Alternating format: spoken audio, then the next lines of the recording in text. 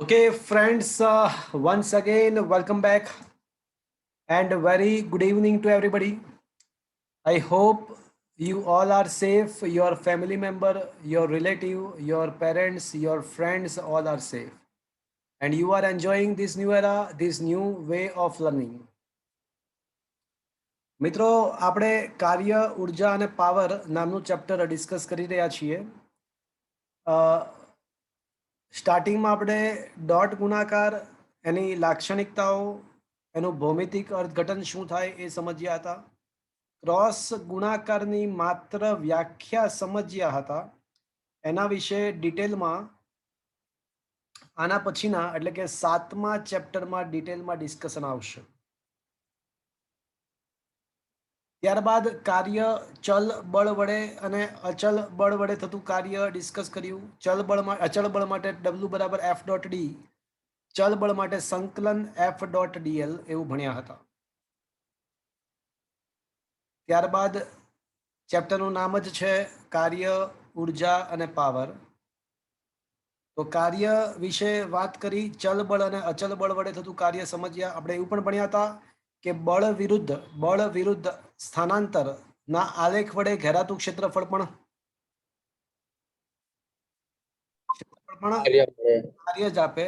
હા, સ્થાનાંતર અક્ષની ઉપરની સાઈડનું ક્ષેત્રફળ ધન લેવું અને સ્થાનાંતર અક્ષની નીચેની સાઈડનું ક્ષેત્રફળ ઋણ લેવું. ચોખ્ખું કાર્ય પૂછ્યું, ઉપરની સાઈડના ક્ષેત્રફળ ધન અને નીચેની સાઈડનું ક્ષેત્રફળ ઋણ લઈ અને સરવાળો કરવો, તો કુલ કાર્ય આપણને મળી શકે. Is that clear? Yes sir. Okay, પછી ઉર્જાની વાત કરી હતી. ઉર્જા છે ત્યાં આગળ? ઉર્જા હા સર. તો આ ચેપ્ટરમાં કાર્ય પછી આપણે ઉર્જાની વાત કરી હતી. ગતિ ઉર્જાની વાત કરી, એના ઉપરથી કાર્ય ઉર્જા પ્રમેય, પરિણામી બળ વડે થતું કાર્ય ગતિ ઉર્જાના ફેરફાર જેટલું હોય છે એવું ભણ્યા હતા. એ ચલ બળ માટે પણ સાબિત કર્યું અને અચળ બળ માટે પણ આપણે સાબિત કર્યું કાર્ય ઉર્જા પ્રમેય. ત્યારબાદ સ્થિતિ ઉર્જા, ગુરુત્વીય સ્થિતિ ઉર્જાની વાત કરી. સંરક્ષી બળના કિસ્સામાં F બરાબર માઇનસ ડીયુ બાય ડીએક્સ અર્થાત બળ અને સ્થિતિ ઉર્જા વચ્ચેનો સંબંધ મેળવ્યો. સંરક્ષી બળના કિસ્સામાં યાંત્રિક ઉર્જાનું સંરક્ષણ થાય એવી પણ વાત કરી. અને સંરક્ષી બળ કોને કહેવાય એના માટેની 3 અલગ અલગ વ્યાખ્યાઓ પણ આપી. સ્પ્રિંગમાં સંગ્રહ પામતી સ્થિતિસ્થાપકીય સ્થિતિ ઉર્જા હાફ kx², સ્પ્રિંગમાં સંગ્રહ પામતી ઉર્જા હાફ kx² હોય છે એવું સાબિત કર્યું. ઉર્જાના વિવિધ સ્વરૂપો એટલે કે યાંત્રિક ઉર્જા, ઉષ્મા ઉર્જા, વિદ્યુત ઉર્જા, રાસાયણિક ઉર્જા, ન્યુક્લિયર ઉર્જા અને દ્રવ્યમાન પણ ઉર્જાનું એક સ્વરૂપ છે એવી વાત કરી. ઉર્જા સંરક્ષણનો નિયમ ભણ્યા. ઉર્જાની બધી વાર્તા પતી ગઈ. ત્યારબાદ લાસ્ટ લેક્ચરની અંદર આપણે પાવર વિશે વાત કરી. W બરાબર F ડોટ ડી, F અને ડી સ્થાનાંતર ડી નો ડોટ ગુણાકાર W છે, પણ પાવર P બરાબર F ડોટ વી થાય. એટલે પાવર બરાબર F ડોટ વી થાય એવું ભણ્યા. ત્યારબાદ સંઘાતની વાત કરી. સ્થિતિસ્થાપકીય અને અસ્થિતિસ્થાપક સંઘાત કોને કહેવાય? સંપૂર્ણપણે અસ્થિતિસ્થાપક સંઘાત કોને કહેવાય? જેમાં બંને પદાર્થ ચોંટી ગયા હોય અને ચોંટીને એક સાથે ગતિ કરે સંઘાત બાદ, એ સંપૂર્ણ અસ્થિતિસ્થાપક સંઘાત કહેવાય. સ્થિતિસ્થાપક સંઘાત એટલે જેમાં ગતિ ઉર્જાનું સંરક્ષણ થતું હોય, અને અસ્થિતિસ્થાપક સંઘાત એટલે જેમાં ગતિ ઉર્જાનું સંરક્ષણ ના થતું હોય. પણ ચાહે સ્થિતિસ્થાપક સંઘાત હોય કે ચાહે અસ્થિતિસ્થાપક સંઘાત હોય, બધી જ પ્રકારની સંઘાતોમાં બે વસ્તુનું તો સંરક્ષણ થાય જ. કોઈ પણ સંઘાત હોય, બે વસ્તુ તો સંરક્ષણ પામે જ. બોલો, કોઈ મને કહેશે કઈ બે વસ્તુ?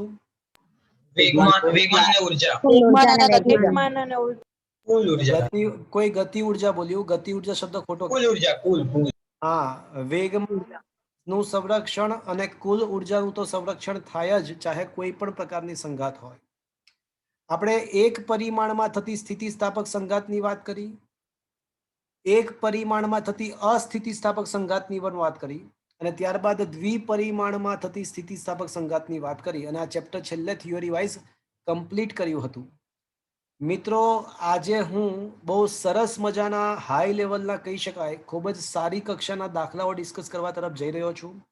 આ ચેપ્ટરની થિયરીઓ ઘણી બધી સરળ છે, ખરેખર બહુ સરળ છે. એક બે વખત લખી નાખ્યા પછી તો સાવ સરળ લાગશે.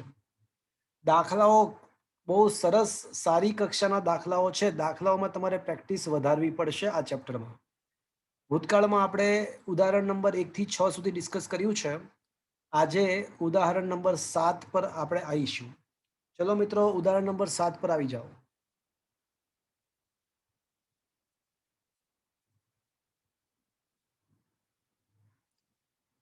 શું મિત્રો તમને ક્વેશ્ચન નંબર 7 તમારા મોબાઈલની સ્ક્રીન પર દેખાઈ રહ્યો છે?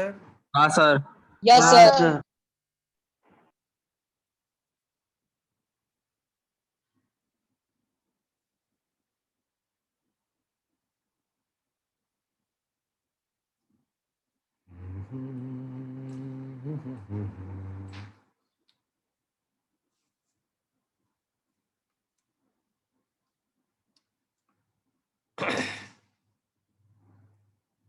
મિત્રો બહુ જ સરસ મજાનો ક્વેશ્ચન છે. સાંભળજો મારી વાત.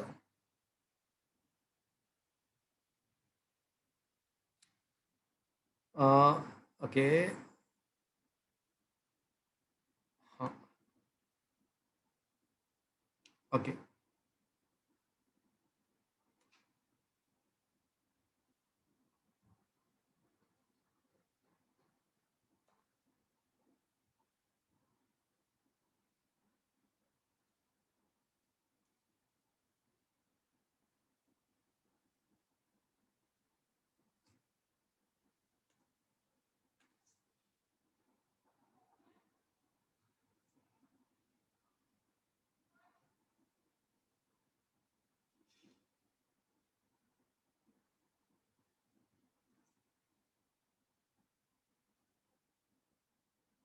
So now we see what is the question actually.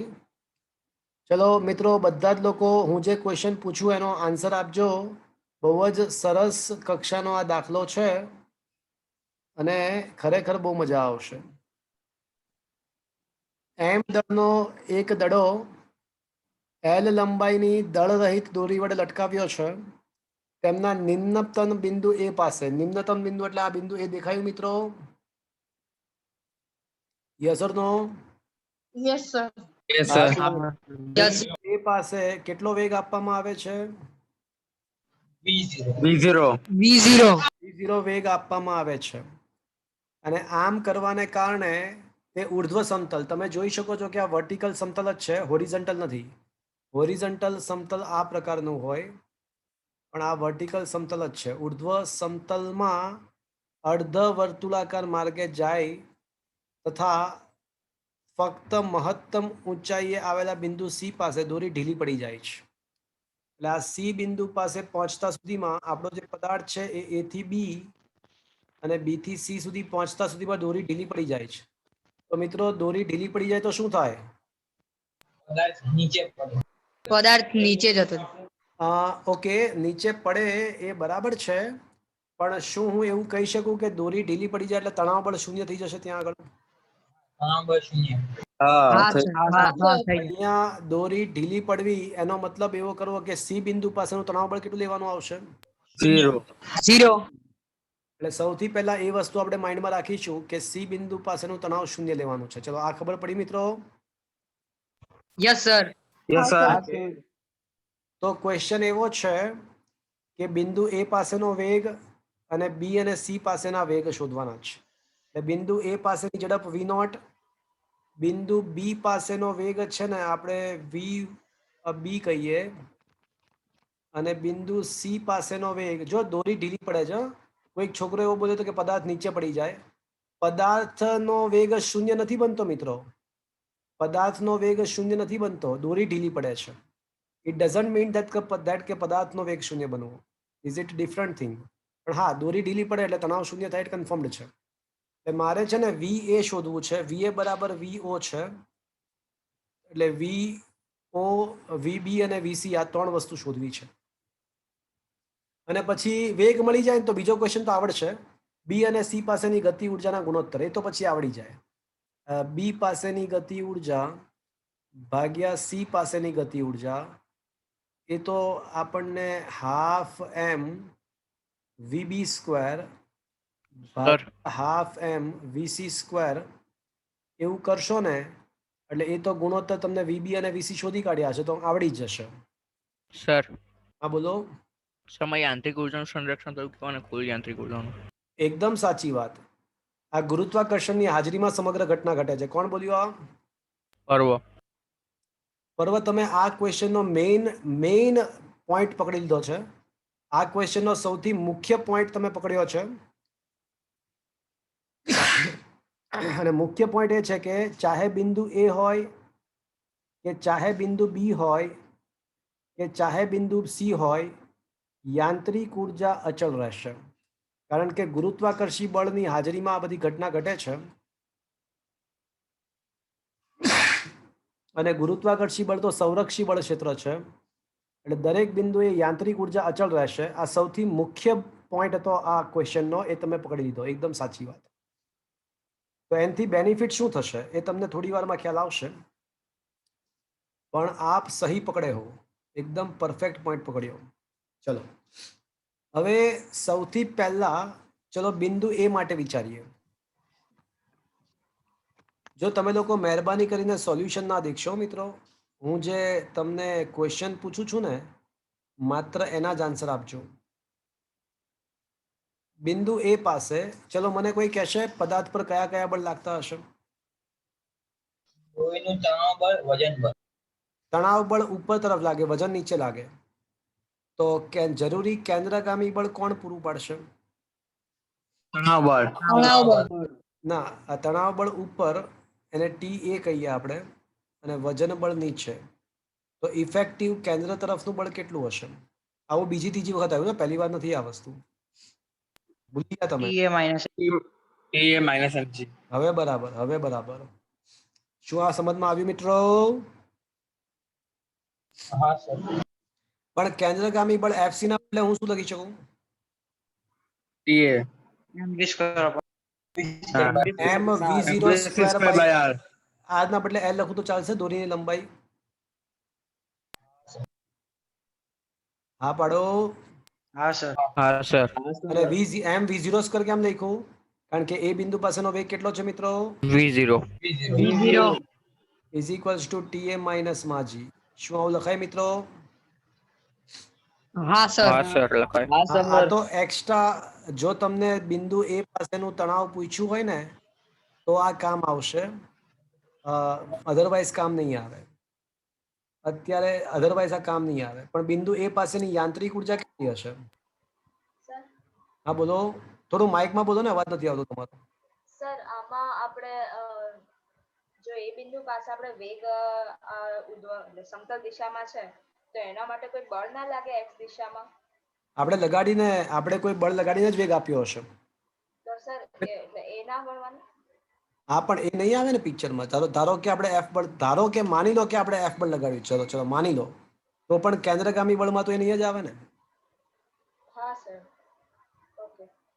કેન્દ્ર તરફની દિશામાં એટલે શિરોલંબ દિશા થઈ, એમાં તો એફ નો કોઈ ઘટક પણ નહીં આવી શકે. એટલે એમાં એફ કોઈ ભાગ ભજવશે નહીં. ઓકે, હા સર. Is it okay? હા સર. ઓકે, ચલો બિંદુ એ પાસે યાંત્રિક ઉર્જા કેટલી? Half mv0 square. હા, યાંત્રિક ઉર્જા એટલે સ્થિતિ ઉર્જા પ્લસ ગતિ ઉર્જા. હવે એ બિંદુ બોટમ પર છે અને બોટમ પર સ્થિતિ ઉર્જા આપણે કેટલી લઈશું? 0. 0. અને ગતિ Zero. ઉર્જા કેટલી? ગતિ ઉર્જા કેટલી? Half half mv0 square. mv0 square. હું છે ને અહીંયા ઈએ નથી લખતો, કારણ કે ઈએ, ઈબી અને ઈસી બધું સરખું જ છે. યાંત્રિક ઉર્જા બધે સમાન જ હશે. એટલે ખાલી ઈ લખીશ. ચાલશે મિત્રો? હા સર ચાલે. હા સર. ચલો અહીંયા સુધી પહોંચ્યા મિત્રો? શું અહીંયા સુધી પહોંચ્યા? હા સર. હા સર. ચલો બિંદુ બી ની વાત પતી ગઈ. બિંદુ રે બિંદુ, મેરી પ્યારી બિંદુ. હવે કોની વાત કરીશું મિત્રો? બિંદુ બી. બિંદુ બી. પહેલા બિંદુ સી ની વાત બિંદુ પહેલા બિંદુ સી ની વાત કરી લઈએ. ચલો બિંદુ સી પાસે, ચલો કોઈ મને કહેશે બિંદુ સી પાસે કેન્દ્રગામી બળ કેટલું હશે?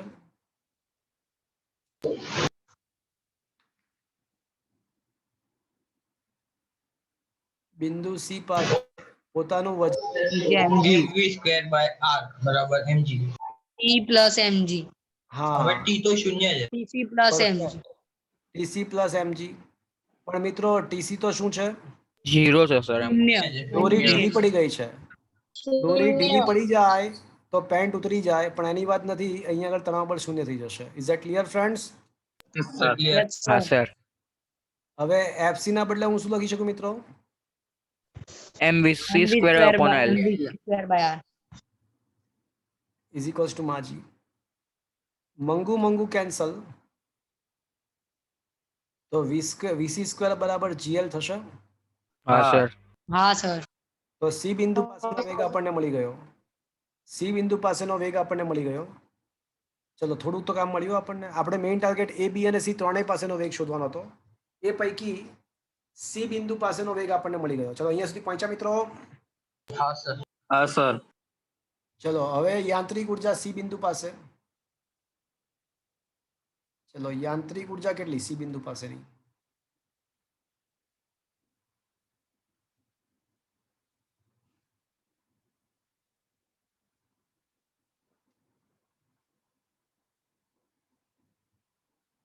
બોલો. Half mv square plus half M VC square C બિંદુની વાત છે, હં? એટલે હાફ એમ વીસી સ્ક્વેર ગતિ ઉર્જા. સ્થિતિ ઉર્જા કેટલી આવશે? 2 mg. શું આ સમજમાં આવ્યું મિત્રો? mg2l. હા હા સર. જમીન ના સર એકવાર ફરીથી કોનો સર કહી દે 2l. હા ફરીથી નહીં, મેં હજી કીધું જ નથી, હવે પહેલી વાર કહું છું. સ્થિતિ ઉર્જા એટલે mgh. તો જમીનથી ઊંચાઈ કેટલી છે સી બિંદુની? સી બિંદુની l. એલ થોડી ના છે, કેટલી છે જો વિચાર. આ દોરીની લંબાઈ એલ છે, પણ જમીનથી આ સી બિંદુની ઊંચાઈ કેટલી છે? 2l થશે ને? l હા plus l. તો એલ પ્લસ એટલે 12 થશે ને? હા સર. તો mg12 ક્યાંથી આવ્યું ખબર પડી? હા સર. હા કે ના? હા સર કરું. પરંતુ હું વીસી ના બદલે શું લખી શકું? અંડરરૂટમાં જીએલ. પણ સ્ક્વેર છે એટલે ખાલી જીએલ લખું તો ચાલશે? હા સર ચાલશે. અને પ્લસ હા. 2 મંગલ 2 માં જીએલ. તો હવે યાંત્રિક ઉર્જા ઇક્વલ્સ ટુ શું થશે મિત્રો? કેન આઈ સે 5/2 mgl? હા સર કહી શકાય. હા. પરંતુ સમીકરણ નંબર 2 પરથી તો એવું કહી શકાય કે યાંત્રિક ઉર્જા, સમીકરણ નંબર 2 પરથી તો એ કહી શકાય કે યાંત્રિક ઉર્જા તો શું છે? Half mv not square. Half M V not square is equals to 5/2 mgl લખાશે મિત્રો? હા. હા કે ના? Yes or no? Yes. V not square બરાબર Yes. 5gl થશે. હા સર થશે. તમે આજે તો ઈ બરાબર હાફ એમબી સ્ક્વેર લીધું તો એ સર એ તો એ બિંદુ માટે નહોતું? શું એ બિંદુ પાસે? યાંત્રિક ઉર્જા તમે ઈ બરાબર હાફ એમબી સ્ક્વેર લીધી એ તો એ બિંદુ માટે નહોતી? ઓકે હા ઓકે સર ખબર છે. ચાલશે? બરાબર છે? હા સર. હા સર. ઓકે, તો વી એ બિંદુ પાસેનો વેગ ઇઝ ઇક્વલ્સ ટુ √5gl થશે.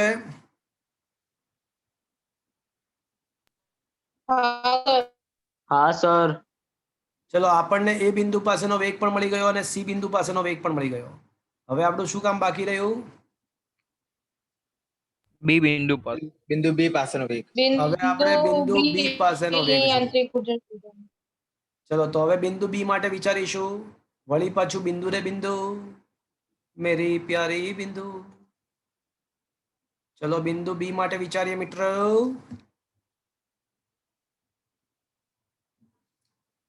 ચલો બિંદુ બી માટે યાંત્રિક ઉર્જા કેટલી હશે?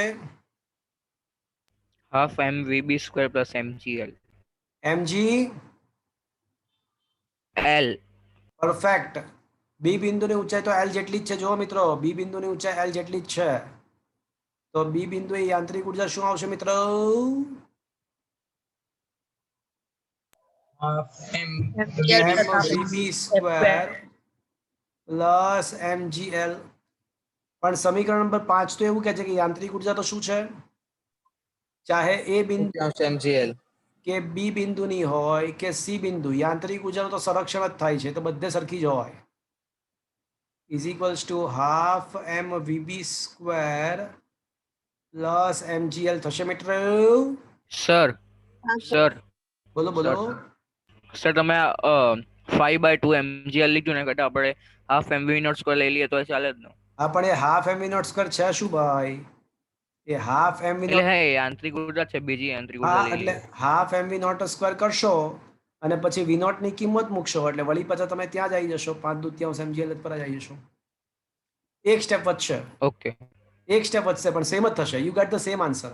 અને કદાચ આપણા નોટ્સમાં એવું જ કરેલું છે, કદાચ આપણા નોટ્સમાં એવું જ કરેલું છે.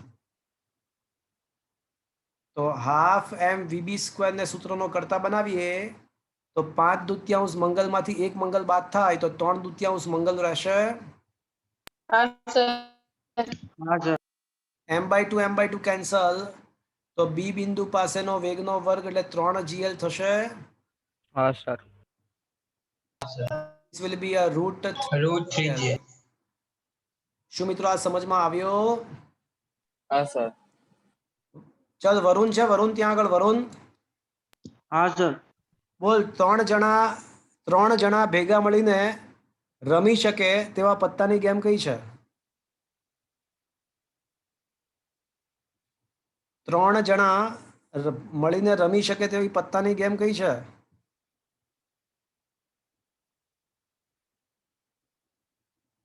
વરુણ હા સર, એ તો કોઈ પણ પત્તા રમી શકે ને 3 જણ તો.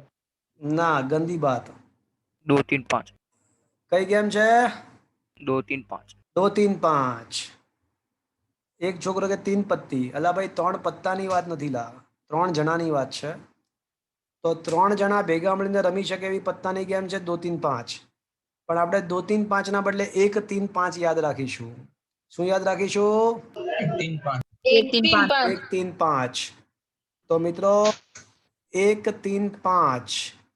તો સી બિંદુ પાસેની જે ઝડપ છે ને મિત્રો એ 1 × GL છે. બી બિંદુ પાસેની ઝડપ શું છે? 3 × gl. GL. અને એ બિંદુની પાસેની ઝડપ શું છે? √5gl. એટલે આ દાખલો ગોખાઈ ગયો? યાદ રહી ગયો જવાબ આનો? હા સર. જવાબ યાદ રહી ગયો મિત્રો? હા સર. રહી જાય ને યાદ? ઉપર જાવ તેમ ઝડપ ઘટતી જાય, નીચે સૌથી વધારે હોય, નીચે સૌથી વધારે હોય, ઉપર જાવ તેમ ઘટતી જાય.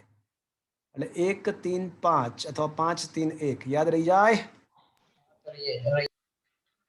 ચલો હવે મિત્રો એવું પણ પૂછ્યું છે, આ એ બી અને સી પાસેની ઝડપ તો મળી ગઈ આપણને, અને હવે બી પાસેની અને સી પાસેની ગતિ ઉર્જાઓનો ગુણોત્તર. તો તમે આ સેકન્ડ ક્વેશ્ચન જાતે આપી દો મિત્રો, ગતિ ઉર્જાનો ગુણોત્તર વાળો. હાફ mvb સ્ક્વેર અપોન હા, હાફ એ તો half M VB square upon half M VC square કરશો એટલે આપણો આન્સર આવી જશે, અને વીબી અને વીસી ની કિંમત મૂકી દો એટલે જવાબ આવી જશે.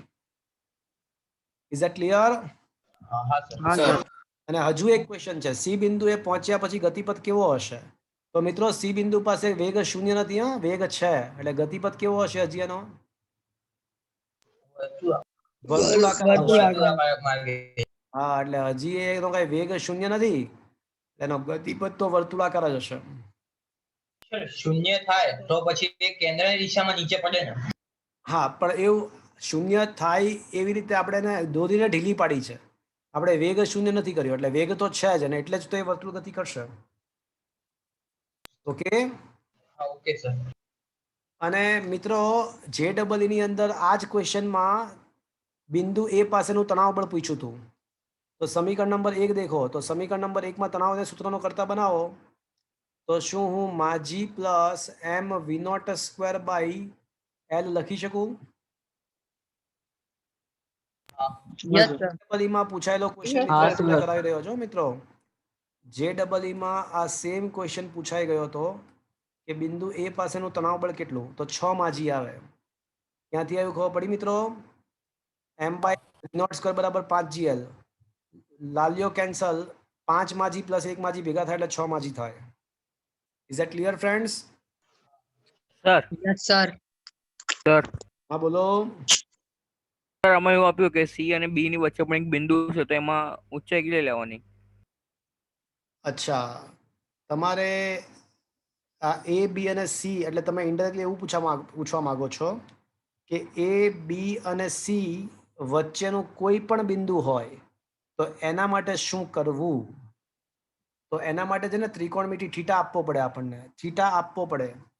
એટલે દોરીએ શિરોલંબ સાથે કેટલો ખૂણો બનાવ્યો છે એ થીટા તમને આપવો પડે, આ ખૂણો આપવો પડે તો થઈ જાય. તો મિત્રો કોણે આ ક્વેશ્ચન પૂછ્યો છેલ્લે હમણાં કોણ બોલ્યું? પર્વ. બરાબર. તમે એક બહુ મસ્ત વાત કરી. છે ને એક શોર્ટકટ હું તમને કહું છું, તમારા નોટ્સમાં એ શોર્ટકટ નથી, પણ એક શોર્ટકટ કહું છું. આ 1 3 5 તો તમને સમજ પડી ગઈ ને? હા સર.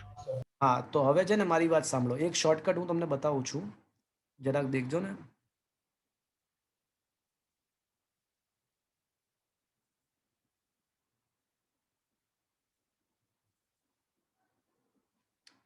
કોઈ પણ એંગલ પરનું બિંદુ હોય ને, કોઈ પણ એંગલ પર, તો ત્યાં આગળ નો વેગ કેટલો, એ બિંદુનો વેગ, એનો એક શોર્ટકટ તમે લખી નાખજો. હું તમને બતાવી રહ્યો છું, તમે લખી નાખજો.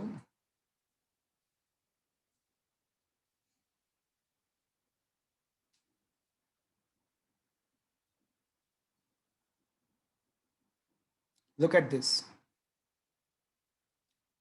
So this is the important shortcut કે at any point P, કોઈ પણ બિંદુ P પાસેનો જે વેગ છે ને એ √3gl plus √3gl plus 2gl cos theta, અને થીટા છે ને શિરોલંબ સાથેનો ખૂણો છે. આ થીટા એ શિરોલંબ સાથેનો ખૂણો છે, અધો દિશાની સાથેનો દોરીનો ખૂણો છે. થીટા બરાબર શિરોલંબ સાથેનો ખૂણો. ચલો, આ શોર્ટકટ છે, આ શોર્ટકટ તમારે યાદ રાખવાનો છે. હું લખી નાખું છું અહીંયા આગળ જ, અને આપણે જોઈએ કે શું બધા કન્ડિશન સેટિસ્ફાઈ થાય છે આપણા.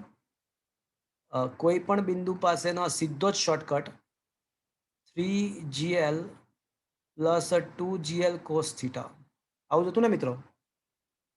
હા સર. હા સર. ચલો હવે આ શોર્ટકટ પ્રમાણે વિચારીએ આપણે. તો સૌથી પહેલા જો આ બિંદુ હોય તો આ બિંદુએ દોરી વિચારો, તો દોરીનો આ બિંદુએ દોરીનો શિરોલંબ સાથેનો ખૂણો કેટલો થશે? 0. 0, કારણ કે એ બિંદુ શિરોલંબ સાથે જ બને છે એટલે 0. તો અહીંયા 0 મૂકો તો cos 0 શું થાય? 1. 1. તો જવાબ શું આવશે? √5gl. આવી ગયો મિત્રો, આવી ગયો આન્સર. ચલો હા, sir. થીટા કેટલો આવશે બી બિંદુ માટે? 90. તો cos 90 શું આવશે? 0. 0. તો શું બાકી રહેશે? √3gl. અચ્છા, સી બિંદુ પાસે એંગલ કેટલો આવશે? 180 નો ખૂણો. 180. cos 180 શું થાય? -1. મૂકો -1. તો 3gl - 2gl તો શું આવશે? gl. બધા થઈ ગયા ને? જો L. બધા થઈ ગયા. અને વચ્ચે કોઈ ખૂણો 60 ડિગ્રી આપ્યો હોય કે 30 ડિગ્રી આપ્યો હોય કે 120 ડિગ્રી આપ્યો હોય તો સોલ્વ કરી શકો મિત્રો? હા સર, થઈ જાય. હા સર. તો આ એક JEE નીટ માટે ખૂબ જ અગત્યનો શોર્ટકટ. આ એક શોર્ટકટ લખી નાખજો. બહુ સરસ મજાનો શોર્ટકટ આપણને મળી ગયો. શું મિત્રો આ સમજમાં આવ્યું તમને શોર્ટકટ? હા sir. Is that clear friends?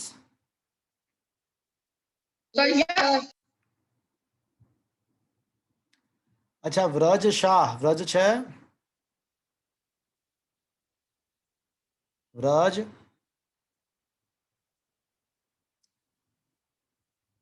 ચલો નેક્સ્ટ ક્વેશ્ચન મિત્રો, ક્વેશ્ચન નંબર 8 પર વ્રજ જવાબ આપો તો. વ્રજ,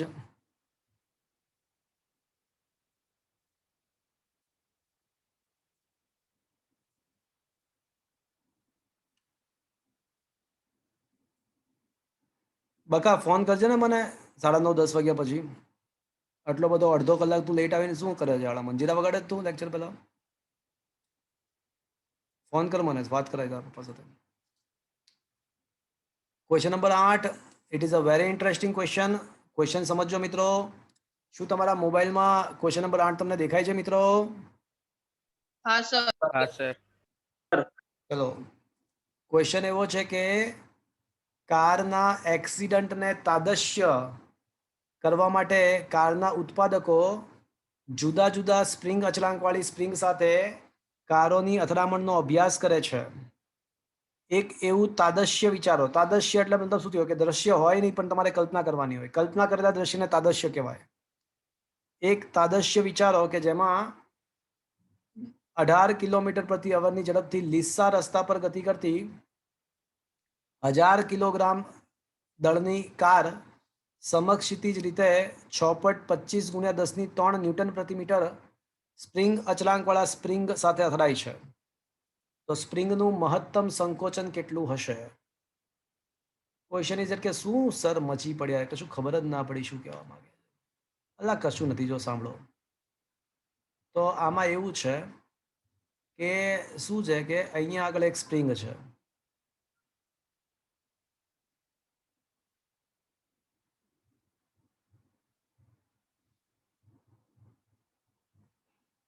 અને અહીંયા આગળથી એક કાર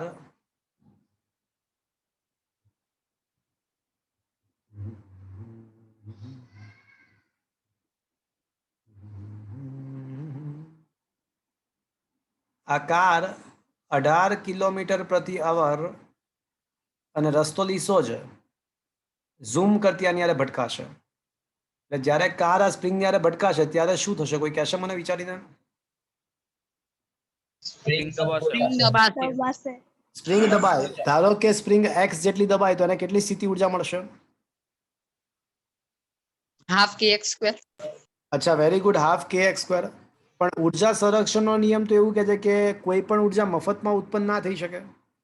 તો આ ઉર્જા કોના ભોગે? જો કોઈને કોઈ ઉર્જાનું કન્વર્ઝેશન થાય, કન્વર્ટ થાય, ઉત્પન્ન ના થાય, તો આ ઉર્જા સ્પ્રિંગને જે સ્થિતિ ઉર્જા મળી ½ kx², એ કોના ભોગે મળશે? ગતિ ઉર્જા. ગતિ ઉર્જા. બસ પતી ગયો દાખલો. દાખલો પતી ગયો. અહીં સ્પ્રિંગને પ્રાપ્ત થતી સ્થિતિ ઉર્જા ઇઝ ઇક્વલ્સ ટુ કારની ગતિ ઉર્જા. ઇઝ ઇક્વલ્સ ટુ કારની ગતિ ઉર્જા અથવા સ્પ્રિંગની સ્થિતિ ઉર્જાનો વધારો તો કારની ગતિ ઉર્જાનો ઘટાડો. અને માની લો કે કારની બધી ગતિ ઉર્જા વપરાઈ જાય, કારની બધી ગતિ ઉર્જા વપરાઈ જાય તો એ વખતે જે સંકોચન મળશે એ આપણને, એ વખતે સ્પ્રિંગનું જે મહત્તમ સંકોચન. પરફેક્ટ. તો સ્પ્રિંગનું મહત્તમ સંકોચન ½ kx મેક્સિમમ સ્ક્વેર ક્યારે મળે? જ્યારે કારને બધી ગતિ ઉર્જા વપરાઈ જાય ત્યારે. શું આ સમજમાં આવ્યું મિત્રો? હા Yes, સર. sir. તો હાફ કેન્સલ. કે આપણને આપ્યો છે કેટલો છે બળ અચળાંક? 6.25 × 10³ મહત્તમ સંકોચન તો શોધવાનું છે. દ્રવ્યમાન આપણને આપ્યું છે, કેટલું આપ્યું છે? 1000 કિલો. અને વેગ કેટલો છે? 324. શું બોલે જ તું? સર વર્ગ આપ્યો છે ને? 25 આવે. હા, એટલે કિલોમીટર પ્રતિ કલાક. ના ચાલે, કિલોમીટર નહીં ચાલે. Is a clear? Yes, sir. નહીં ચાલે. તો xm² ઇઝ ઇક્વલ્સ ટુ 25/6 4 આવશે સર. 4 હશે ને મિત્રો? તો 4 આવશે. એટલે તો બે કેટલું? 2 મીટર જેટલી દબાણ. મીટર. શું મિત્રો આ સમજમાં આવ્યું? હા સર. રકમ બહુ મોટી લાગતી હતી પણ એક જ સ્ટેપનો દાખલો છે. ખ્યાલ આવી ગયો મિત્રો? હા સર. Yes, sir. ઓકે, ચલો 8મો ક્વેશ્ચન આના જેવો જ છે. 7મો ક્વેશ્ચન સંપૂર્ણપણે સમજમાં આવ્યો? સર આ 8મો છે. આ 8મો ક્વેશ્ચન સંપૂર્ણ સમજમાં આવ્યો? હા સર. હા સર. Okay, very good. હવે ક્વેશ્ચન નંબર મિત્રો ક્વેશ્ચન નંબર 9 પર આવો. ઓકે,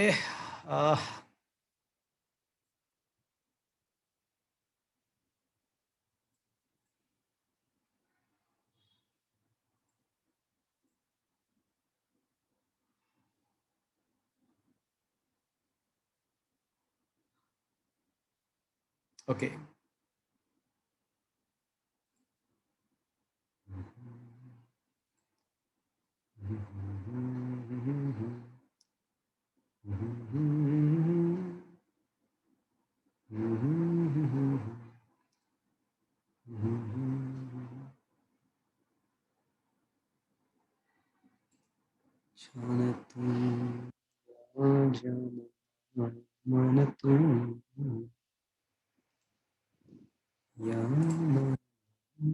ઓકે,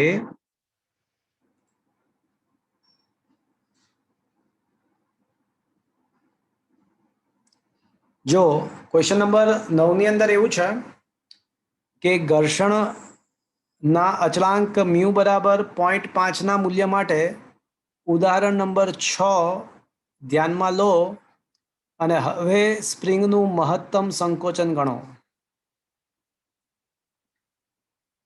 ઉદાહરણ નંબર 8 ફરીવાર ગણવાનો છે. 6.8 6.8 ફરીવાર ગણવાનો છે, પણ પહેલા આપણે લીસો રસ્તો લીધો હતો અને હવેના કેસમાં રસ્તો લીસો નથી લેવાનો.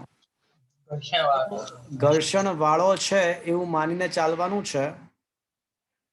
રસ્તો ઘર્ષણ વહિત નથી પણ ઘર્ષણાંક છે એવું માનીને ચાલવાનું છે.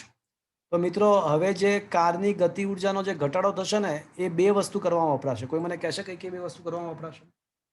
સ્પ્રિંગની સ્થિતિ ઉર્જા અને ઘર્ષણ બળ થતું કાર્ય. પરફેક્ટ, એકદમ પરફેક્ટ. એટલે આમાં સૌથી પહેલું વાક્ય આ આવશે કે અહીં કારની ગતિ ઉર્જાનો ઘટાડો એ સ્પ્રિંગની સ્થિતિ ઉર્જા અને ઘર્ષણ બળ વિરુદ્ધમાં કાર્ય કરવામાં વપરાશે. તો અહીં કારની ગતિ ઉર્જાનો ઘટાડો કયા કયા સ્વરૂપમાં કન્વર્ટ થશે? તો બોલે તો સ્પ્રિંગની સ્થિતિ ઉર્જામાં અને ઘર્ષણની વિરુદ્ધમાં કાર્ય કરવામાં વપરાશે. સર બોલો. સર આ તો આપણને બધા સાદા પદાર્થો એટલે આવા પદાર્થો આપે છે, પણ જો રોલિંગ એટલે કોઈ ગોળો હોય, ગોળો સ્પ્રિંગ સાથે અથડાતો હોય તો એમાં ઘર્ષણ બળનું શું? તો એમાં આપણને રોલિંગ ઘર્ષણાંક આપે, બાકી વસ્તુ તો એની જ આવે. Same to same method. Rolling ઘર્ષણ, અને સાચું કહું તો અહીંયા રોલિંગ ઘર્ષણાંક જ હશે, કારણ કે અહીંયા વ્હીકલના પૈડા જ છે ભાઈ. ઓકે. તો મિત્રો આપણે એવું માનીને ચાલીશું કે અહીંયા આગળથી જ ઘર્ષણ સ્ટાર્ટ થાય છે. આમાં છે ને તો ક્વેશ્ચનમાં થોડીક મિસ્ટેક છે.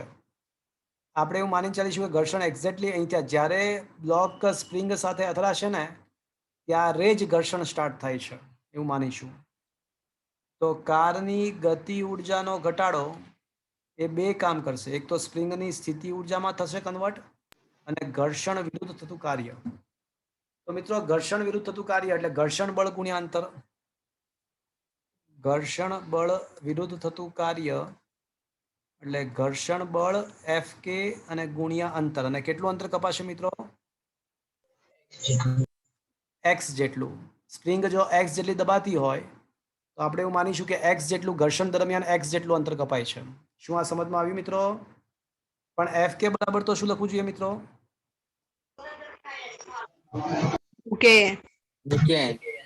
મ્યુ કે n. અને n બરાબર શું આવશે મિત્રો?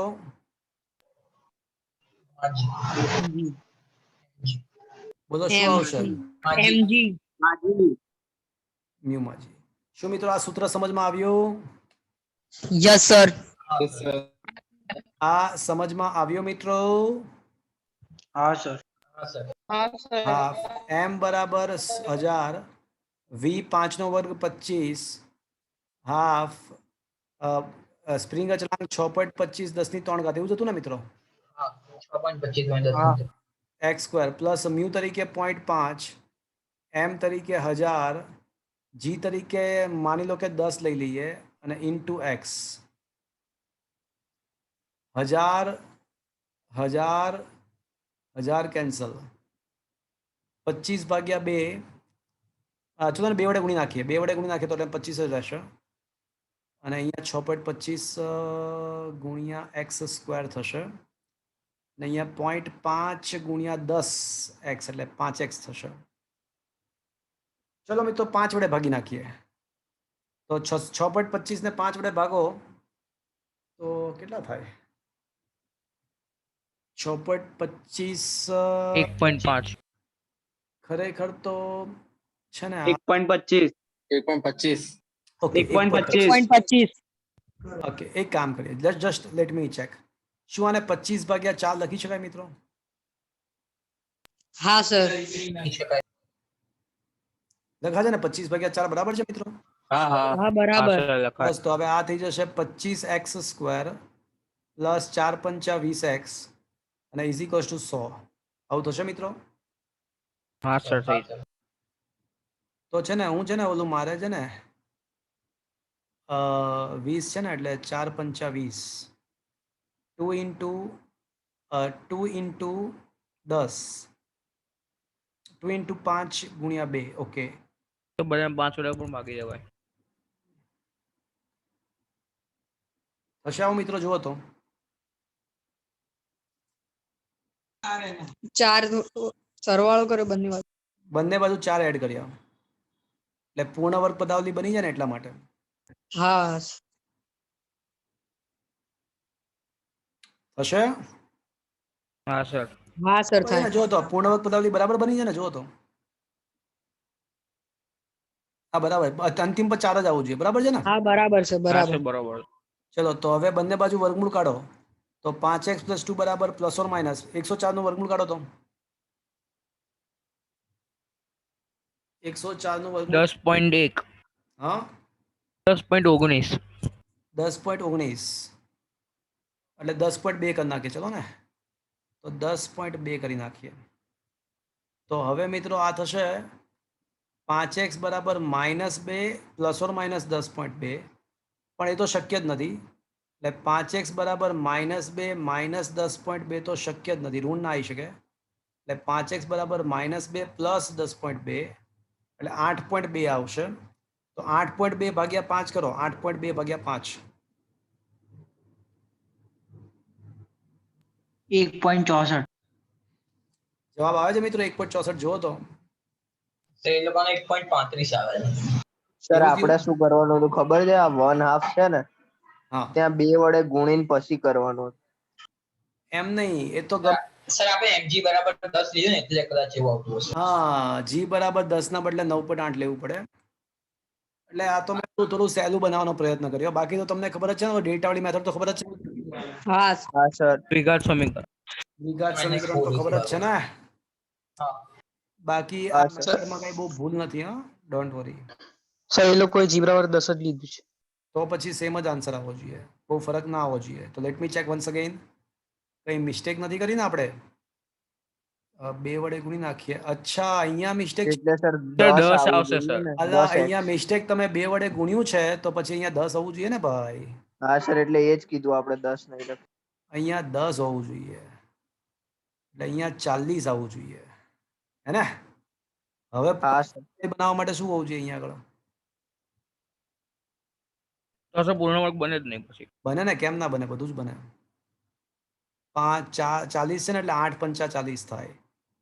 8 પંચા એટલે પ્લસ 16 જોઈએ, પ્લસ 16 Two કરવું root two. પડે. પ્લસ 16 કરવું પડે.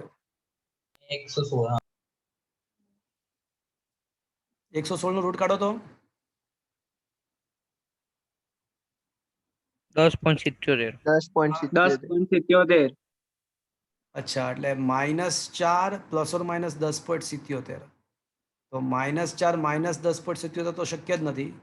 એટલે -4 પ્લસ 10.77. તો 10.77 માંથી 4 બાદ કરો. 10.77 6.77. 6.77. હા સર પછી આવી જશે 1.35. ભાગ્યા 5 કરો. આવી ગયા સર 1.35. શું આવે છે? 1.35. સર 1.35. 1.35. આવી ગયો ને મિત્રો? શું બરાબર ખબર પડી મિત્રો હવે તમને? હા સર. હા સર. તો પૂર્ણ વર્ગ પદાવલીથી પણ સોલ્વ થઈ જાય એટલે ઓલો ડેલ્ટા વાળી મેથડ કરવાની જરૂર ના પણ પડે. હા, તમે કરી શકો સહેલાઈથી આ વસ્તુ. Is that clear friends? હા સર. એટલે આમાં જો ઓલું b² - 4ac ને ડેલ્ટા વાળી મેથડ કરી છે, પણ તમે સમજ્યા હશો કે તમે આમાં અલગ પણ કરી શકો છો. Is it okay? Okay sir. હા ઓકે સર.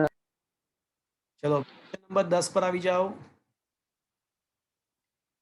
આ 10મો ક્વેશ્ચન છે ને, આમ તો કેન્સલ કર્યો છે, પણ હવે શી ખબર શું કામ કેન્સલ કર્યો, કઈ છે નહીં. ડીએનએમાં રહેલા એક બંધને તોડવા માટે 10⁻20 જૂલ જેટલી ઉર્જા જોઈએ, તો એને ઇલેક્ટ્રોન વોલ્ટમાં ફેરવવાની છે. જૂલને ઇલેક્ટ્રોન વોલ્ટમાં ફેરવવાનું છે. સમજ્યા? હવે તમને એ વાત કદાચ ખ્યાલ ના હોય તો સાંભળી લો. 1 ઇલેક્ટ્રોન વોલ્ટ બરાબર 1.6 × 10⁻19 જૂલ થાય. ના ખબર હોય તો હવે યાદ રાખજો. Okay okay. Okay sir. આથી ઉલટું કે 1.6 × 10⁻19 જૂલ હોય તો 1 ઇલેક્ટ્રોન વોલ્ટ થાય. હા.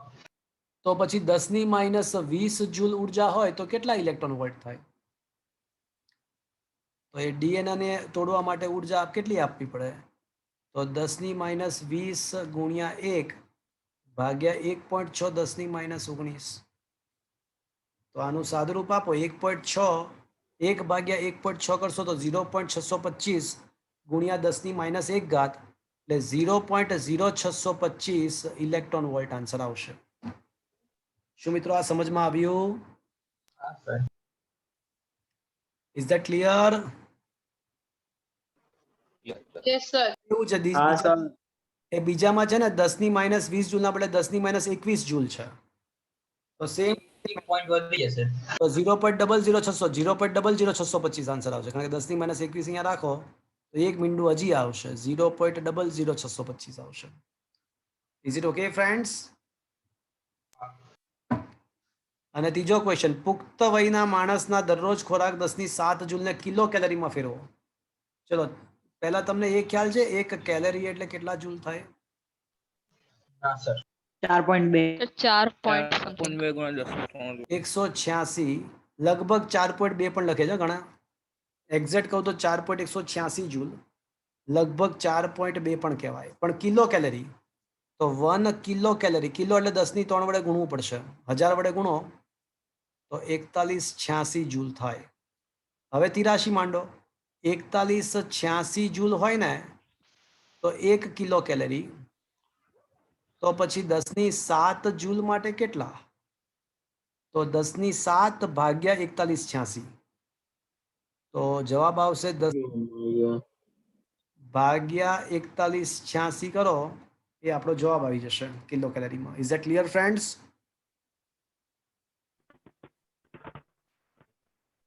Is it okay? Yes sir. Yes કરજો, તમે સર. ટ્રાય કરજો, આવી જશે. હા ને? શું મિત્રો આ સમજમાં આવ્યો? આ 10�7 ભાગ્યા 4.2 આવી જશે. ચલો ક્વેશ્ચન નંબર 10 તો મજાક હતી. ક્વેશ્ચન નંબર 11 કંઈક વિચારવા લાયક છે મિત્રો, થોડું વિચારજો, બહુ મજા આવશે. ક્વેશ્ચન નંબર 11 થોડું વિચારવાનું છે, બહુ જ મજા આવશે, થોડું ધ્યાન આપજો.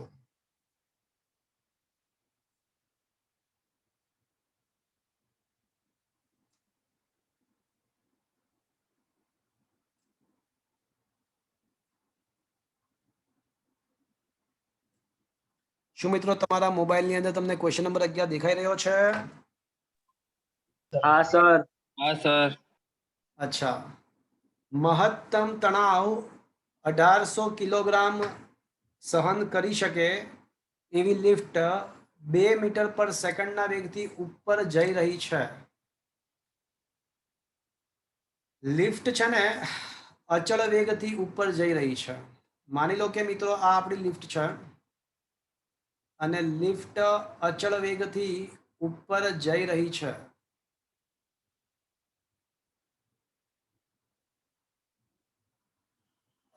વિરુદ્ધ દિશામાં લાગતું ગતિક ઘર્ષણ બળ 4000 ન્યૂટન છે.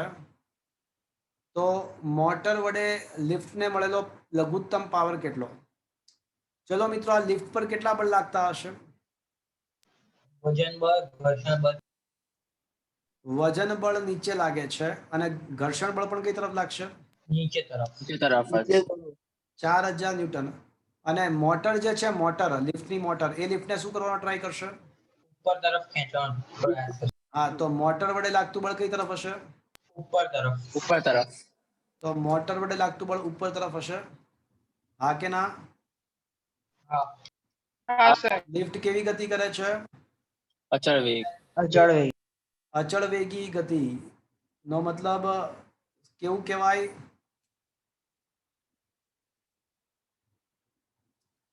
પદાર્થ સંતુલનમાં. તો પછી મારે શું લખવું જોઈએ મિત્રો? બોલો, શું લખવું જોઈએ? 4000 plus mg. Plus 4000 plus mg. F બરાબર 4000 પ્લસ mg લખાય મિત્રો. હા સર. હા સર. તો મોટર વડે કેટલું બળ પૂરું પડાયું હશે? તો બોલે તો 4000 પ્લસ 1800 ઇન્ટુ 10, જી બરાબર 10 લઈ લઈશું. તો 22000, 18000 પ્લસ 4000 મોટરે કેટલું બળ પૂરું પાડ્યું હશે મિત્રો? 22000. મારો ટાર્ગેટ એવો છે કે મોટર વડે પૂરો પડાયેલું બળ નહીં, પૂરો પડાયેલો શું પૂછ્યો છે આપણને? પાવર પૂછ્યો છે. પાવર. પાવર. તો power is equals two F dot V લખાય મિત્રો. પણ મિત્રો અહીંયા F ડોટ V એટલે F cos થીટા, પણ બળ અને વેગની દિશા બંને એક જ છે. જો બળ અને વેગ એક જ દિશામાં, તો ખૂણો કેટલો આવશે? cos 0 1. 0 1 લખવાની જરૂર નથી. ઓકે, હા. તો 22000 ગુણ્યા 2 એટલે 44000 વોટ આન્સર આવશે. શું મિત્રો આ સમજમાં આવ્યો તમને? હા સર. મોટર વડે પૂરો પડાયેલો પાવર શોધવા માટે પહેલા તો મોટર વડે પૂરું પડાયેલું બળ શોધવું પડે. એટલે પહેલા મેં શું કર્યું? મોટર વડે કેટલું બળ પૂરું પડાય છે લિફ્ટને એ શોધ્યું અને પછી F ડોટ V કર્યું. શું મિત્રો આ સમજમાં આવ્યો ક્વેશ્ચન? હા સર. ચલો વોલ્ટ પાવરમાં શોધેલું. હા, એને HP માં શોધવું હોય તો 746 વડે ભાગી નાખવાનું. જો આને હોર્સ પાવરમાં કન્વર્ટ કરવું હોય તો 746 વડે ભાગી નાખવાનું. ઓકે, બાકી જો આપણો જવાબ તો 44000 આવી જાય છે. જવાબ તો 44000 છે જ. જો દેખાય છે? હા સર. હવે એને તમારે હોર્સ પાવરમાં ફેરવવું હોય તો 746 વડે ભાગવાનું. Okay, okay sir. સર ના ફેરવીએ તો ચાલે? ક્વેશ્ચન ની અંદર તમને આપ્યું હશે, આમાં નથી લખ્યું, પણ આપ્યું હશે કે પાવર, લઘુત્તમ પાવર, પછી લખ્યું હશે કે HP માં શોધો, માં ગણો, એવું આપ્યું હશે રકમ. ના આપ્યું હોય તો ચાલે. હા, 100% ચાલે. ના આપ્યું હોય તો ચાલે 101%. ઓકે સર, આમાં આ લઘુત્તમ પાવર છે તો એનો બીજો કોઈ મતલબ નથી ને? નોર્મલ જે પાવર હોય એ જ શોધવાનો ને? લઘુત્તમ શબ્દ એટલા માટે છે કારણ કે લિફ્ટ છે ને અચળ વેગી ગતિ કરે છે. તમારે લિફ્ટને જો પ્રવેગી ગતિ કરાવવી હોય ને, પ્રવેગી ગતિ, તો આના કરતા વધારે બળ આપવું પડે. હા, ઓકે સર. હા. એટલે આ ઓટોમેટિકલી લઘુત્તમ જ થશે કારણ કે આપણે લિફ્ટને વેગી ગતિ કરાવીએ છીએ. Is that clear? હા સર. સર બોલો. સર, જો લિફ્ટ જમીન એટલે ઊભી હોય, ખાલી એમને ઊભી હોય જમીન પર, તો પછી લંબ બળ લાગે જ ને? શું કહો છો? લિફ્ટ એમને ઊભી હોય તો પછી જમીન પર લંબ બળ પણ લાગે જ ને? એટલે જમીન પર હોય તો લાગે લંબળ જમીનનું, પણ એટલે સર જમીન પર ઊભી હોય તો જમીન કોઈ દિવસ છે ને, તમે દેખજો લિફ્ટ કોઈ દિવસ જમીન પર હોતી જ નથી. એ દોરડા વડે લટકતી જ હોય. એટલે સર કોઈ ફ્લોર પર ઊભી રહી હોય તો એમ? શું કહો છો? કોઈ ફ્લોર પર ઊભી રહી હોય તો? પણ તો ફ્લોર ઉપર ઊભી હોય તો જમીન પર ના કહેવાય ને, એ લટકતી કહેવાય. જમીન સર એવું કહે છે કે ગ્રાઉન્ડ ફ્લોર પર ઊભી હોય તો? ગ્રાઉન્ડ ફ્લોર પર પણ ઊભી હોય ને, તો ત્યારે ગ્રાઉન્ડ ફ્લોરમાં તમે રિંગ દેખજો, તમે લિફ્ટનું કન્સ્ટ્રક્શન, નીચે સ્પ્રિંગ હોય છે. નીચે ખાડો હોય ને ત્યાં સ્પ્રિંગો ગોઠવેલી હોય, પણ એ સ્પ્રિંગના કોન્ટેક્ટમાં આવી જાય તો સ્પ્રિંગ વડે લંબળ લાગે ઉપરની side. Okay okay sir. Sir lift નીચે પટકાઈ ના જાય એટલે સ્પ્રિંગ રાખી હોય. આ સાચી વાત છે. ધારો કે લિફ્ટનો કેબલ તૂટી જાય, તો લિફ્ટ ગુરુત્વ પ્રવેગ જેટલા પ્રવેગથી નીચે પડશે અને સ્પ્રિંગ ના રાખી હોય તો લિફ્ટ અને લિફ્ટમાં બેસેલા માણસો ને નુકસાન પુષ્કળ થાય, મરી જાય માણસો. સ્પ્રિંગ રાખી હોય તો થોડું ઘણું બચવાની સંભાવના રહે. Okay, yes sir. ચલો question number 12. It is a very interesting question. ખૂબ જ શાંતિથી સમજવા લાયક ક્વેશ્ચન છે મિત્રો. એકદમ જકાસ. શાંતિથી ધીમે ધીમે સમજવાનો પ્રયત્ન કરજો. બહુ જ સારો ક્વેશ્ચન છે. 4 માર્ક્સમાં બોર્ડની એક્ઝામમાં આવી શકે.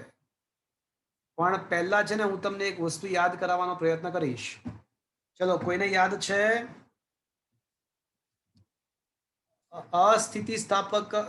સ્થિતિસ્થાપક સંઘાતના કિસ્સામાં યાદ છે, એક પરિમાણમાં થતી સ્થિતિસ્થાપક સંઘાતમાં વેગ બીજો પદાર્થ પ્રારંભમાં સ્થિર હોય તો v1 ડેશ અને v2 ડેશ ના શોર્ટકટ સૂત્રો યાદ છે મિત્રો? સર v1 ડેશ બરાબર -v1. ખોટી વાત. એ તો સમાન દ્રવ્યમાન હતા ત્યારે. ખોટી વાત છે. એ તો ખાસ કિસ્સાઓ હતા. m1 minus m2 upon m1 plus m2 v to v1. v2 dash બરાબર 2m1 m1 upon m1 plus m2 into into v1. શું મિત્રો આ બે શોર્ટકટ્સ તમને યાદ છે? હા સર. હા સર. ઓકે, તો મિત્રો આ બે વસ્તુ આપણા ધ્યાનમાં છે એવું માની અને હવે આપણે ચાલીશું. થોડું ધ્યાનથી સમજીએ ક્વેશ્ચન શું કહેવા માંગે છે.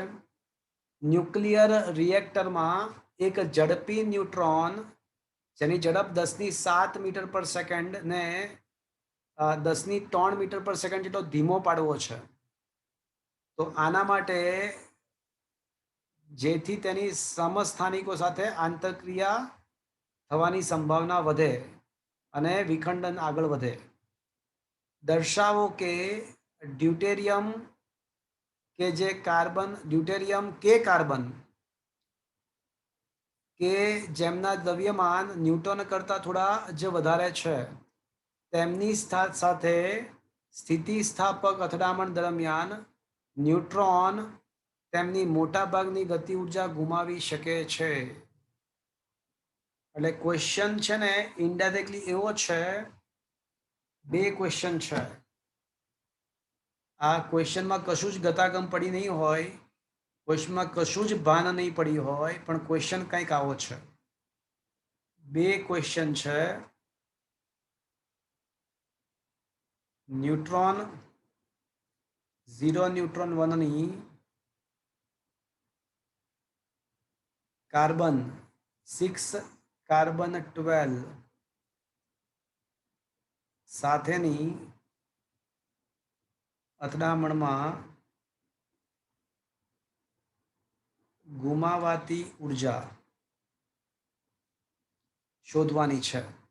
અને બીજો ક્વેશ્ચન એ છે, ક્વેશ્ચન નંબર બીજો. હવે ન્યૂટનની બીજા કોની યાર અથડામણ કરવાની છે? એકવાર કાર્બન અને બીજી વાર કોની ડ્યુટેરિયમ. એટલે પહેલા એક કામ કરીએ, પહેલા ડ્યુટેરિયમ લઈ લઈએ અને પછી કાર્બન લઈએ. ન્યુટ્રોનની પહેલા ડ્યુટેરિયમ સાથે. ડ્યુટેરિયમ જાણો છો મિત્રો? હા, હાઇડ્રોજનનો હાઇડ્રોજનનો સમસ્થાનિક. હાઇડ્રોજનનો સમસ્થાનિક. શું હું 1H2 લખી શકું? હા સર. આપણે થોડી વાત કરી હતી ને આના વિશે. અને બીજા કેસમાં ન્યુટ્રોનની એટલે કે 0 ન્યુટ્રોન 1 ની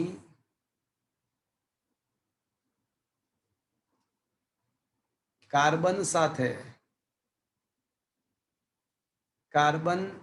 સાથેની અથડામણ માં ગુમાવાતી ઉર્જા.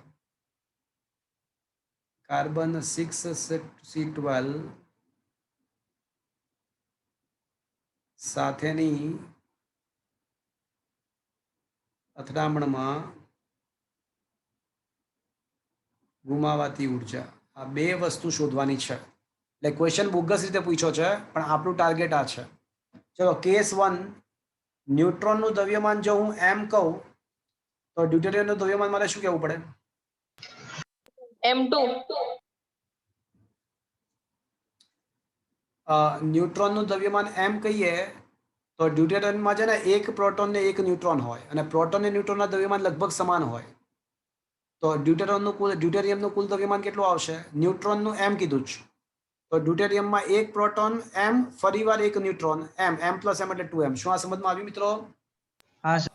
હા સર. Yes sir. હા સર. ચલો, ન્યુટ્રોનની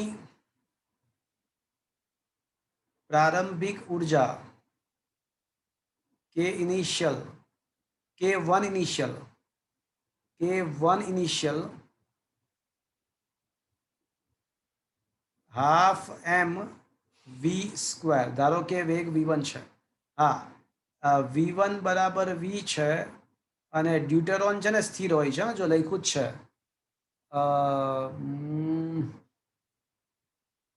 લખ્યું નથી પણ સ્થિર ધારીશું આપણે. આ જે ડ્યુટેરોન છે એ સ્થિર ધારીશું. બીજો પદાર્થ પ્રારંભમાં સ્થિર ધારીશું. ચલો, હવે સંઘાત થાય છે.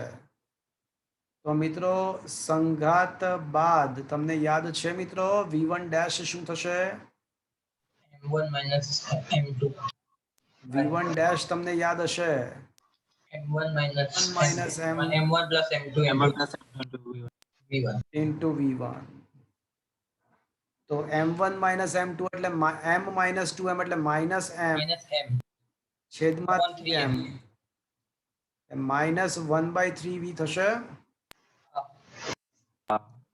અને v2 ડેશ તરીકે 2m1 upon m1 plus m2 into v1. તો v2 ડેશ મિત્રો શું થશે? 2m upon 3m v1 હા, તો 2/3 v થશે. mm cancel, mm cancel, 2/3 v થશે મિત્રો. હા સર. હા સર. તો મિત્રો હવે K1 ફાઇનલ. તો K1 ફાઇનલ એટલે half m1 v1 dash square. તો half m1 v1 dash square કરો તો હાફ m1 તરીકે m અને v1 ડેશ તરીકે v/3 નો વર્ગ એટલે v²/9 થશે મિત્રો. યસ ઓર નો? હા સર. હા સર. સર.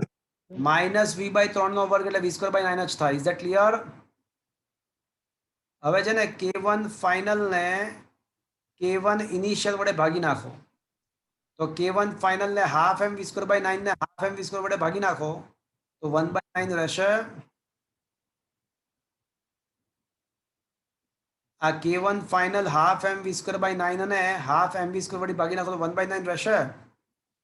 તો આમ સાબિત થાય છે કે 1/9 એટલે કેટલા થાય? જો તો 1/9 કરો તો પોઈન્ટ શું થાય છે? 0.1 થાય છે. શું થાય છે 1/9? 0.1 0.1 પછી 0.1 પછી શું આવે છે? 0.11. 111 0.11 K1 ઇનિશિયલ. મતલબ શું થયો? મતલબ એ થયો કે ન્યુટ્રોનની હવે અંતિમ ગતિ ઉર્જા પ્રારંભિક ગતિ ઉર્જાના ખાલી 11% જ રહી. પ્રારંભમાં એની પાસે જે ગતિ ઉર્જા હતી, ન્યુટ્રોનની અંતિમ ગતિ ઉર્જાની પ્રારંભિક જે ઉર્જા હતી એના 11%. એટલે કેટલા ટકાનો ઘટાડો થયો?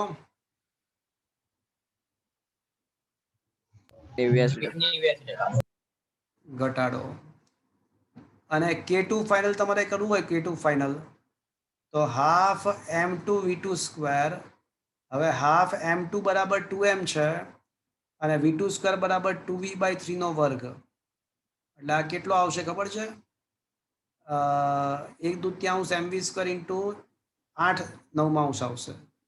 એટલે 8/9 ઇન્ટુ હાફ mv સ્ક્વેર આવશે.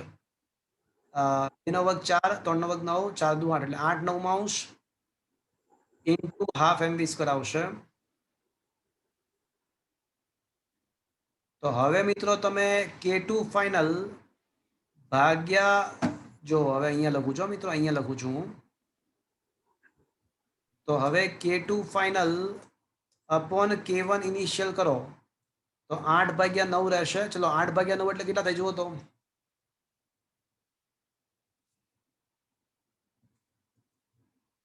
0.888. એટલે અપ્રોક્સિમેટ 0.89 થશે. તો K2 ફાઇનલ બરાબર 89% ઓફ K1 ઇનિશિયલ. એ તો 89% આવવા જોઈતા હતા ને, કારણ કે ન્યુટ્રોને જે 89% ઉર્જા ગુમાવી એ ક્યાં ગઈ હશે? ન્યુટ્રોને જે 89% ઉર્જા ગુમાવી એ કોને મળી હશે? ડ્યુટેરિયમ. હા, ડ્યુટેરિયમને મળી હશે.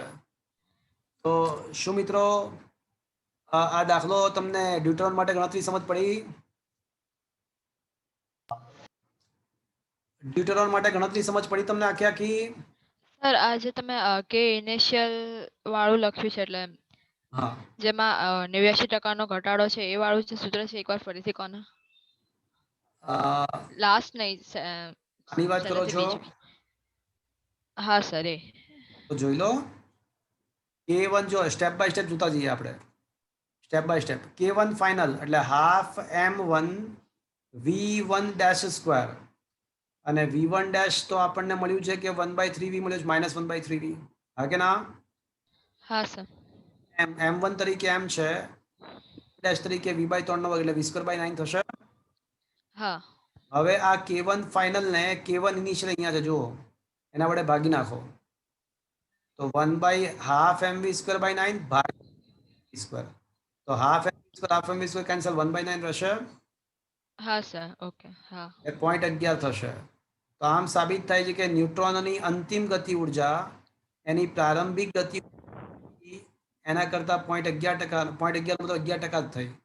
એટલે એનો મતલબ કે 11% રહીનો મતલબ શું થયો કે 89% ગુમાવી દીધી એને. એ ક્યાં ગઈ? તો લોજિક આપણને એવું કહેતું હતું કે ભાઈ એ ન્યુટ્રોને ગુમાવી તો ગઈ ક્યાં? તો કે ભાઈ કોની હારે અથડાઈ છે? તો બોલતી તો ડ્યુટેરોન સાથે અથડાઈ છે. તો એ 89% ડ્યુટેરોન પાસે જવી જોઈએ. તો જાય છે કે નહીં એને ક્રોસ વેરીફાઈ કર્યું, અને આપણે ક્રોસ વેરીફાઈ કર્યું. તો એના માટે આપણે શું કર્યું? તો બોલે તો ન્યુટ્રોનની ઉર્જા શોધી, સોરી ડ્યુટેરોનની ઉર્જા શોધી. તો ડ્યુટેરોનની ઉર્જા મળી ગઈ, પરફેક્ટ મળી, 89% આવી જ ગઈ જો પ્રારંભિકના ન્યુટ્રોનની. Is that clear? હા સર. હા. હવે આ સેમ ટુ સેમ દાખલો તમે ફરીવાર ગણી શકશો, પણ હવે તમે M2 તરીકે શું લેશો? M1 તરીકે તો એમ જ લેશો, V1 તરીકે V જ લેશો, પણ M2 તરીકે તમે હવે શું લેશો? કોઈ કહેશો મને? કાર્બન છે 12M, અને V2 તરીકે 0, કાર્બન સ્ટાર્ટિંગમાં સ્થિર છે ઉતારો. અને આખી દાખલાની ગણતરી ફરીવાર કરશો? હા સર. શું આખો ફરીવાર ગણી શકશો મિત્રો? હા સર. M2 ની જગ્યાએ 12 M લેવાનું. જ્યાં જ્યાં M2 છે ત્યાં 12M આવશે. Is that clear? Clear sir. Yes sir. ચાલશે? કરશો જાતે? સર જાતે કરીશ. હા સર. હા સર. હા બોલો. સર હા બોલો. લખ્યું છે ડ્યુટેરિયમ કે કાર્બન, તો બંને પૈકી એક આવે. હા એટલે એમાં લખ્યું છે ડ્યુટેરિયમ કે કાર્બન. મારી વાત સાંભળો, મારી વાત સાંભળો. જો આમાં એવું છે, મારી વાત સાંભળજો. આમાં એવું છે કે ન્યુક્લિયર વિખંડન, તમારે શું ન્યુક્લિયર રિએક્ટર પ્લાન્ટ ભણવામાં આવ્યો? Nuclear reactor plant? સર હજુ સુધી નહીં આવ્યો. હા ઓકે. હા સર. એમાં એવું હોય છે કે ન્યુક્લિયર રિએક્ટર પ્લાન્ટની અંદર છે ને ન્યુટ્રોનને આપણે યુરેનિયમ ઉપર, યુરેનિયમ છે ને રેડિયો એક્ટિવ દ્રવ્ય છે, તો યુરેનિયમ ઉપર તમે પથરાવો ને એટલે વિખંડનો સ્ટાર્ટ થાય. પણ ન્યુટ્રોન બહુ જ સ્પીડમાં હોય એટલે ન્યુટ્રોનની આપણે ઉર્જા ઘટાડવી પડે. એટલે એ ઉર્જા ઘટાડવા માટે છે ને કાં તો ડ્યુટેરોનનો યુઝ થાય ને કાં તો કાર્બનનો યુઝ થાય. તો આપણે સાબિત કર્યું કે જો ડ્યુટેરોનનો યુઝ કરીએ ને ડ્યુટેરોનનો, તો ન્યુટ્રોનની ઉર્જા 89% ઘટી જશે, અને જો કાર્બનનો યુઝ કરીએ ને તો એની ઉર્જા 71.6% ઘટી જશે. જો કાર્બનનો યુઝ કરીએ ને તો 71.6% ઘટી જશે. 71.6% રહેશે એટલે કે 28.4% ઘટશે. એટલે આપણે ન્યુટ્રોનની ઉર્જા ઘટાડવા માટે કાં તો ડ્યુટેરોન પણ યુઝ કરી શકીએ, કાં તો કાર્બન પણ યુઝ કરી શકીએ. તો એ બંને રીતે કેટલી ઉર્જા ઘટે એ આપણે શોધવાનું હતું. Okay okay. તો એ જ અહીંયા કર્યું છે. આમાં છે ને પહેલા સૂત્ર લાવ્યા છે અને પછી કિંમતો મૂકી છે. પહેલા સૂત્રો લાવ્યા છે પહેલા સૂત્રો જ લાવી દીધા છે. અંતિમ ગતિ ઉર્જા અને ઘટાડો કેટલો, તો K1 ફાઇનલ ને K1 ઇનિશિયલ વડે ભાગી નાખીએ અને બીજામાં K2 ફાઇનલ ને K1 ઇનિશિયલ વડે ભાગી નાખીએ. એટલે આ બે સૂત્રો લાવી દીધા અને પછી ડ્યુટેરોન માટે M2 બરાબર 2m કર્યું અને કાર્બન માટે M2 બરાબર 12m કર્યું. એટલે પહેલા બે સૂત્રો લાવી દીધા અને પછી જવાબ લાવ્યા. સમજ્યા મિત્રો? સર તમે લખેલો જે દાખલો હતો એ આ વધારે કઈ સહેલો છે, આ વધારે સહેલો છે. સમજાવું જો, આ પણ સમજાવી દઉં. સૌથી પહેલા ન્યુટ્રોનની પ્રારંભિક ઉર્જા હાફ m1v1 બરાબર છે અને અંતિમ ઉર્જા હાફ હા સર. v1 ડેશ સ્ક્વેર, જ્યાં v1 ડેશ બરાબર m1 minus m2 upon m1 plus m2 into square અને પછી અંતિમ ઉર્જાને પ્રારંભિક ઉર્જા વડે ભાગી નાખ્યું તો 2 ને 1 વડે ભાગી નાખ્યું એટલે આ સૂત્ર મળ્યું m1 minus m2 upon m1 plus m2 મળી ગયું. હવે બીજા પદાર્થની અંતિમ ઉર્જા તો half m2 v2 dash square, m2 બરાબર m2 આમનો રાખ્યો અત્યારે અને v2 ડેશ તરીકે યાદ છે 2m1 upon m1 plus m2 યાદ છે. અને પછી બીજાની ઉર્જાને ભાગ્યા પહેલાની ઉર્જા વડે ભાગી નાખ્યું એટલે હવે આપણને આ બંને વસ્તુ મળી ગયા અને પછી ઓલું m2 તરીકે 2m મૂક્યું અને એકવાર m2 તરીકે 12m મૂક્યું છે એટલે આપણને પહેલા વાર ગુણોત્તર 1/9 આવ્યો અને બીજી વાર ગુણોત્તર 8/9 આવ્યો. બીજી વારનો ગુણોત્તર કંઈક અલગ આવશે. તો આ વધારે ઈઝી રહેશે. આમાં બે વખત ગણતરી કરવાની જરૂર નહીં પડે. એક વખત સૂત્ર બનાવી નાખ્યા અને પછી ખાલી કિંમતો મૂકવાની રહેશે. Is it clear? Clear sir. Yes sir. Is it okay? Okay sir. ચલો મિત્રો, હા બોલો. સર જો આપણે એની વેગ ના ઘટાડીએ તો શું થાય? તો છે ને એ ન્યુટ્રોન છે ને યુરેનિયમ સાથે અથડાય નહીં અને ચેમ્બરમાંથી ન્યુક્લિયર રિએક્ટર પ્લાન્ટની ચેમ્બરમાંથી બહાર નીકળી જાય. એટલે વિખંડન પ્રક્રિયા થઈ જ સ્ટાર્ટ જ નહીં થાય. વિખંડન થવાની પ્રક્રિયા સ્ટાર્ટ જ નહીં થાય. એટલે એના વિશે માહિતી તમને 12મા ધોરણમાં આવશે. અત્યારે તમારે આ ક્વેશ્ચન છે ને અહીંયા જે લખ્યું છે ને એ નથી વાંચવાનું. એના બદલે શું વાંચવાનું છે? અત્યારે તમારે આ ક્વેશ્ચન અહીંયા જે લખ્યું છે એ પ્રમાણે નથી વિચારવાનું. એના બદલે શું વિચારવાનું છે? એકવાર ન્યુટ્રોનની અથડામણ કોની સાથે? ડ્યુટેરન સાથે. અને બીજી વાર ન્યુટ્રોનની અથડામણ કોની સાથે કરવાની? કાર્બન સાથે. બસ આટલું વિચારવાનું છે તમારે. That sheet. ઓકે? ઓકે. બાકી આ તો ન્યુક્લિયર ચેમ્બર ને એ તો બધું તમને 12મા ધોરણમાં ખ્યાલ આવશે. શું લખ્યું છે એ જ ખબર નહીં પડે અત્યારે તો. Is it clear? Yes sir. ચલો મિત્રો, ક્વેશ્ચન નંબર 13 લાસ્ટ ઉદાહરણ આ ચેપ્ટરનો. ઉદાહરણ 13 છેલ્લા અને આજનો પણ છેલ્લો દાખલો. આવતા લેક્ચરની અંદર બાકી રહેલા ન્યુમેરિકલ્સ આપણે ડિસ્કસ કરીશું. એ સર રવિવારની એક્ઝામમાં ખાલી આ સંગાત છે મિત્રો. આકૃતિમાં બે સમાન દ્રવ્યમાન m1 અને m2 હોય તેવા બે બિલિયાર્ડ બોલની અથડામણ દર્શાવેલ છે. પ્રથમ બોલને મારક કહેવાય અને બીજો બોલને લક્ષ્ય કહેવાય. બિલિયર્ડનો ખેલાડી લક્ષ્ય બોલને ખૂણાના કાણામાં નાખવા માગે છે અને θ2 આપણને 37 ડિગ્રી આપેલો છે. એટલે આ ખૂણો આપણને 37 ડિગ્રી આપેલો છે. તો પૂછ્યું છે શું? હવે આપણને θ1 શોધવાનો છે. સમજ્યા? હવે ચલો યાદ કરો મિત્રો. સૌથી પહેલા x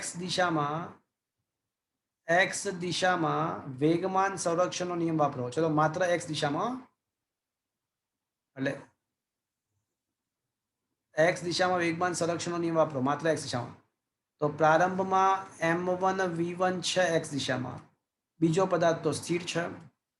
ઇઝ ઇક્વલ્સ ટુ, ચલો હવે આનો x દિશાનો ઘટક શું આવશે આજે m1 v1 ડેશનો?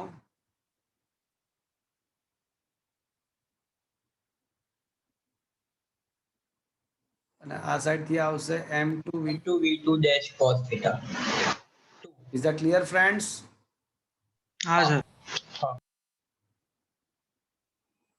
પરંતુ મિત્રો m1 કેન્સલ. શું કામ?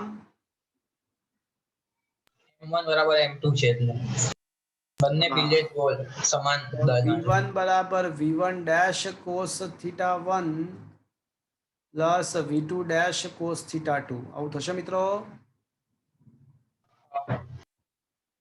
થશે? હા સર. હા સર. હા. ઓકે, હવે y દિશામાં વેગમાન સંરક્ષણ લગાડીએ. y દિશામાં વેગમાન સંરક્ષણ લગાડીએ. 0 બરાબર 0 બરાબર m1 v1 dash sin theta sin sin theta theta 1 1 minus m2 v2 dash sin theta 2. Minus m2 v2 dash sin theta 2 આવું થશે મિત્રો? હા સર. તો આને આ સાઈડ લઈ આવીએ તો m1 v1 dash sin theta 1 is equals to m2 v2 dash sin theta 2 આ કેન્સલ થઈ જશે. તો v1 ડેશ sin theta 1 બરાબર v2 ડેશ sin theta 2 આવું થશે મિત્રો? હા સર. હવે કમબખત લોચા છે. આપણો મેઇન ટાર્ગેટ થીટા 2 શોધવાનો છે. મેઇન ટાર્ગેટ પણ આપણને કમબખત v1 તો આપ્યો જ નથી. v1 વગર તો કઈ રીતે આ ચાલશે? v1 તો નથી આપ્યો તો કઈ રીતે પોસિબલ થશે? ચલો સર theta 1 આપેલું ને? ઓકે મિત્રો, આપણે એક વાક્ય હું વાંચવાનું જ ભૂલી ગયો.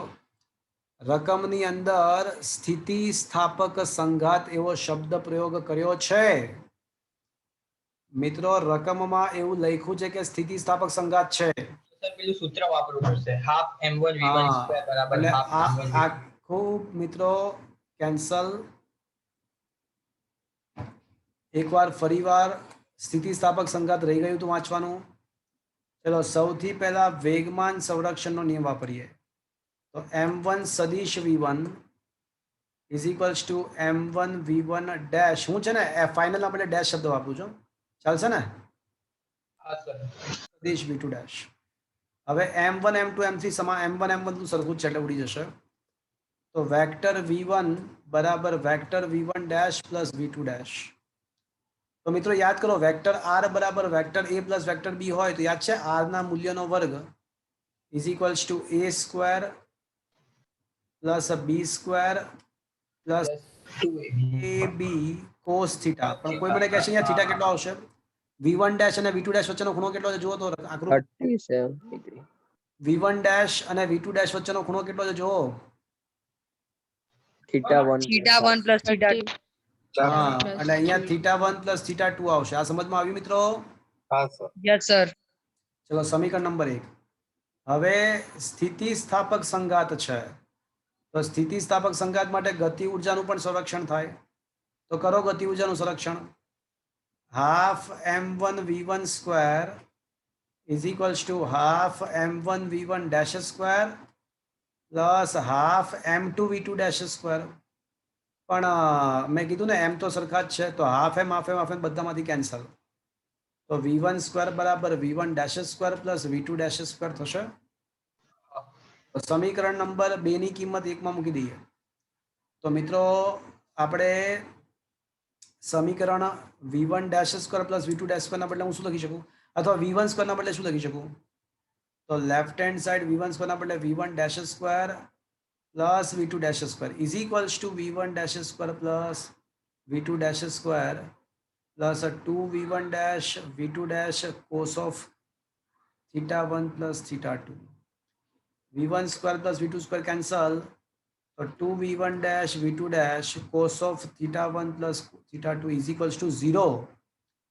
તો cos of 2 v1 ને v2 તો 0 છે નહીં, v1 dash ને v2 dash તો 0 છે નહીં, તો 0 કોને થવું પડે? તો cos of theta 1 plus theta 2 ને 0 થવું પડશે. તો પછી આ એંગલ કેટલો હોવો જોઈએ theta 1 plus theta 2? 90 હોવો જોઈએ, મતલબ બંનેનો સરવાળો 90 હોવો.